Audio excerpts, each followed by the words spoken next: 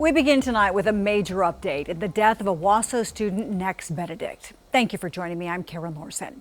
We've learned through Owasso police that trauma did not cause the high school sophomore's death.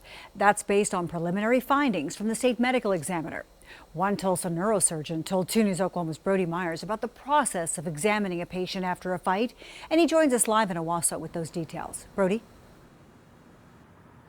Karen, all along, Owasso PD told us answers would not come overnight. We now know that trauma did not cause Nex's death, but we still don't know what did. And as soon as we do, we'll pass it along to you at home. But nonetheless, this is nothing short of a tragedy.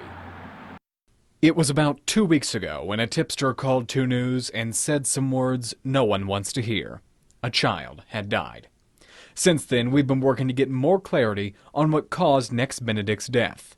In a statement sent via their lawyer, the family said, "Many of the questions posed by friends, family, media, and other concerned citizens are also top of mind for those left to honor Nex's memory. They say they are supporting law enforcement in their investigation, but are also doing interviews of their own."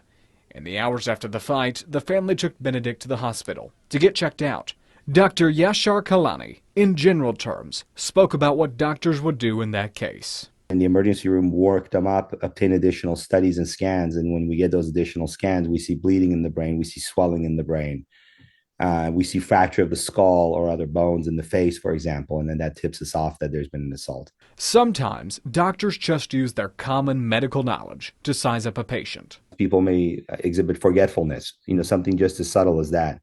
Asymmetry in the size of their pupils. If their pupils are different sizes, it could potentially mean that there is bleeding in the brain that's gone undiagnosed, and that bleeding is going to continue and expand in time. And when it eventually gets large enough, it will cause the patient to get in trouble. And if the suspicion is high based on the neurologic exam, then I go on with ordering CT scan of the head, as I mentioned before. We don't know what tests doctors at Bailey Medical ran or what they found in their examinations.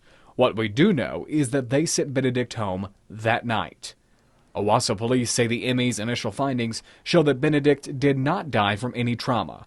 The family is focusing on bullying, adding in the statement they know all too well the devastating effects of bullying and school violence and pray for meaningful change, wherein bullying is taken seriously and no family has to deal with another preventable tragedy.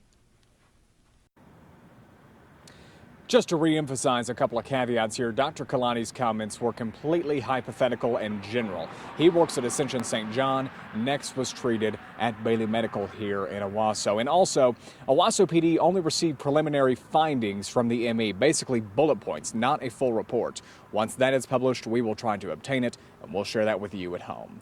Reporting live in Owasso, I'm Brody Myers, 2 News, Oklahoma.